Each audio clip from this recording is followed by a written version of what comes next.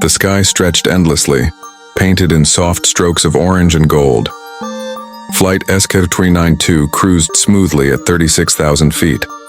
A massive white bird slicing through layers of heaven, carrying 300 souls toward their destination. Inside, laughter floated through the aisles. Families chatted, businessmen scrolled through their tablets, and the flight attendants moved gracefully, offering smiles and coffee cups. But at seat 14A sat an 18-year-old girl, silent, observant, and lost in her own world.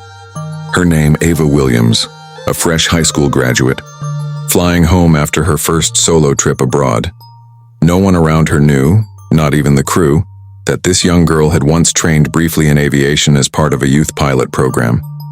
Just a few hours in a simulator, nothing serious, but those few hours were about to mean everything. Cockpit, the calm before the storm. In the cockpit, Captain Reynolds adjusted the throttle. "Smooth flight today," he said with a smile. His co-pilot, First Officer Hayes, nodded. Clear skies, stable tailwind, fuel good, and nothing could go wrong. At least, that's what they thought. A small red indicator blinked briefly on the console. "Hydraulic pressure, a little low," Hayes muttered.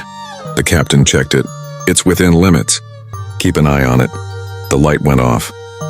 They continued forward, unaware that this tiny warning was the first whisper of a storm that would soon shake the world. Cabin, a strange feeling.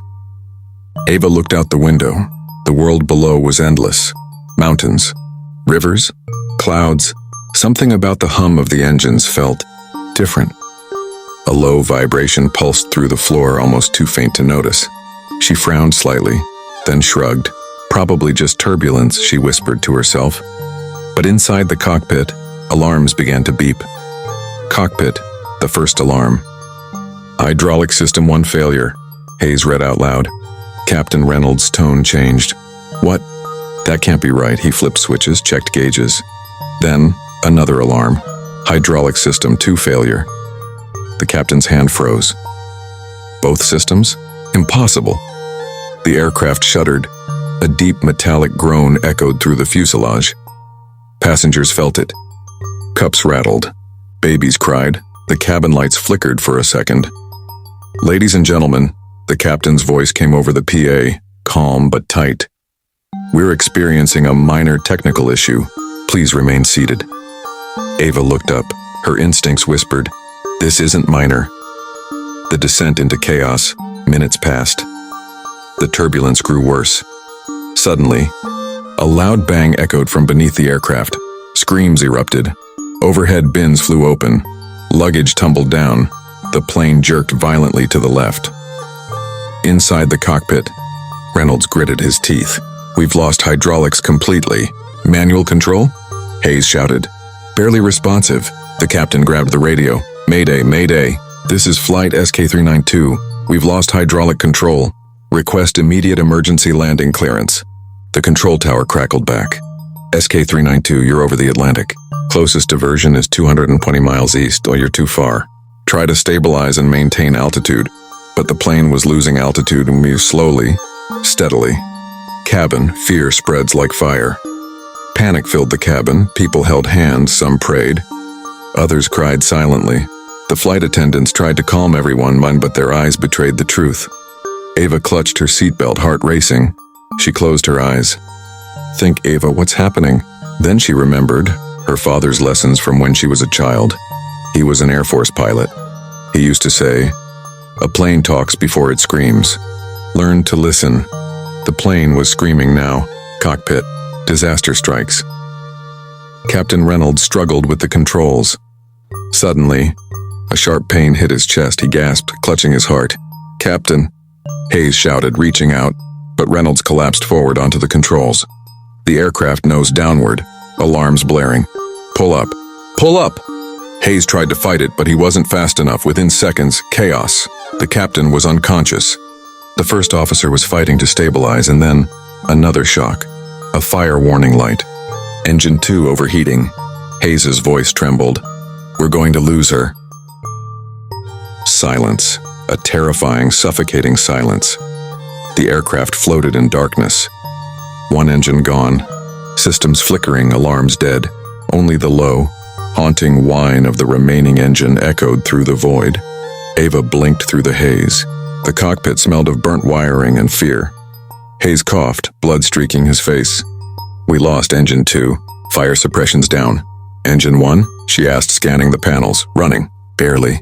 She reached for the emergency power switch. "Come on. Come on," she whispered. The displays flickered back to life. Dim, trembling but alive. Outside, lightning flashed across the windshield, painting her face in blue light. The world below was invisible.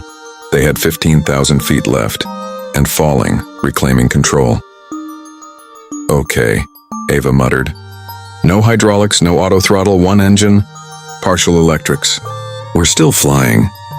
Hayes gave a faint laugh on half disbelief, half admiration. "Kid, you're something else." She ignored it, eyes locked on the artificial horizon. Trim tabs are holding. "Keep her level at 160 knots. We can glide if we have to." "Where?" Hayes asked. Ava thought fast. "Closest land is the Azores. But we can't make it, so what's the plan?" Her jaw tightened. "We'll find another way." A voice from the void. Suddenly the radio crackled. Faint. Broken. "Light SK392, do you copy?" Ava grabbed the mic. "SK392. Mayday. We've lost hydraulics, one engine out, captain unconscious. Request emergency assistance." "Copy that, SK392. This is Lisbon Control. Maintain heading 090. Fighter escorts are en route to guide you to base." Hayes looked at her. "Fighters?" Ava nodded slowly. "We're not alone anymore." Outside, through the storm clouds, two faint silhouettes appeared. F-16 Falcons, streaking through lightning. Fighter escort, the angels above. The lead fighter pilot's voice came through. "SK392, this is Falcon 1. We've got visual. You're losing altitude fast. What's your airspeed?" Ava replied. 160 and dropping." "Understood. We'll stay with you. You're doing great, whoever you are." She didn't answer. Her focus was absolute. The F-16s took position on both sides, wings glinting in the stormlight. One pilot whispered to the other, "Is that a kid in the cockpit?" "Doesn't matter. She's flying that monster like a pro." Inside the cabin, fear turns to faith. In the passenger cabin, the chaos had turned to quiet prayer. Children slept in their mother's arms. Strangers held hands. One of the flight attendants whispered to a passenger, "She's the one flying us. That girl."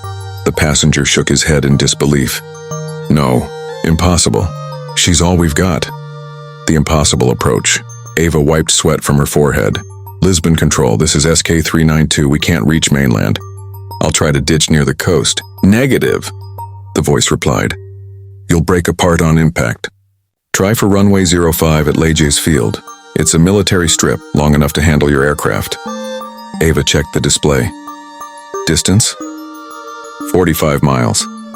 She did the math in her head. At their current rate, altitude loss, and fuel burn, they wouldn't make it unless... She looked at Hayes. "We'll need to stretch the glide." "By how much?" 5 more miles. "Impossible," she smiled faintly. So was everything else today. The captain's last words. A sudden sound, a groan. Captain Reynolds stirred. His hand twitched. "Captain?" Ava leaned closer. His voice was weak. Who's flying?" "She is," Hayes said. "The girl." Reynolds blinked, trying to focus. He managed a faint smile. Then, "God help us all," he grabbed Ava's hand weakly. "Listen to me. When you're close, use flaps manually. Tap the auxiliary circuit, it might still respond." "Got it." Then his hand went still. His pulse faded. Ava bit her lip, forcing back tears. She didn't have time to cry. She had lives to save. The descent through fire and rain. The clouds broke open. A faint glow appeared below. Land.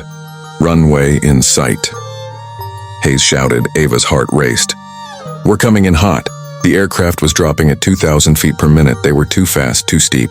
"Flaps," she said. Hayes hit the auxiliary switch. Nothing. She slammed her fist on the console. "Come on." The flaps extended halfway and then jammed. Partial flaps. "It's all we get." The F-16 pilot came over the radio. "SK392, you're descending too steep." "Pull up! I can't!" "No hydraulics," she shouted, moments from impact. The coastline loomed ahead. The runway glistening through mist. Ava's hands gripped the yoke so tightly her knuckles turned white. Speed 150. Altitude 500 feet, Hayes' voice shook. Too fast. I know, the wind roared. The nose trembled. Brace for landing. She yelled into the intercom. Passengers ducked, holding their breath. The plane hit the runway hard. Boom. The left landing gear exploded on impact. Sparks lit up the night. The fuselage scraped the tarmac, fire streaking beneath the wings. The sound was deafening. Metal screamed. The aircraft skidded for hundreds of meters, until finally, Freisenberg. Aftermath, the miracle. Smoke filled the cabin, but it wasn't fire. It was steam. From the overheated brakes, Ava unbuckled her harness, shaking. We're down, she whispered. Hayes looked at her in disbelief. You did it, Ava's lips trembled. Did we? He nodded. Everyone's alive. Outside, fire trucks rushed forward. The F-16 pilots hovered above, watching the miracle unfold. The tower radioed in. Sk-92, you just made history. The world reacts. Within hours, news spread across the globe. Teen girl lands passenger jet. 300 lives saved. Videos from passengers showed her calm face in the cockpit. The world watched the footage in awe. Airline pilots, Air Force commanders, even NASA engineers replayed the landing again and again. How did she keep it steady with no hydraulics? One asked. She shouldn't have been able to. Another replied. She wasn't supposed to survive, but she did. Final scene, the runway at dawn. Hours later, as the sun rose, Ava stood by the runway, silent, wrapped in a blanket. Paramedics checked her pulse, but her mind was elsewhere. On the man who taught her everything without knowing this moment would come. A soft breeze brushed her face. She looked to the sky, whispering, "Thanks, Dad." Then a voice behind her said, "You just did what legends do." She turned. It was the fighter pilot, helmet in hand. He smiled. "We called you Angel 392 on the radio after you disappeared into that storm. That's your call sign now." Ava smiled faintly. "Angel 392. She repeated softly. Then she looked to the horizon, where the sky was quiet again. Because sometimes, heroes aren't born in war, they're born in storms.